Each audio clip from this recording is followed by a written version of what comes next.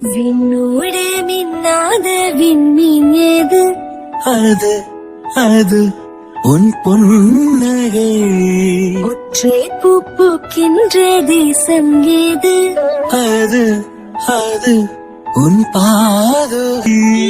கிரத்தீது அது உந்தன் தீண்டலே. சூடுகிற பொய்து அது உந்தன் நாணமே அன்பே.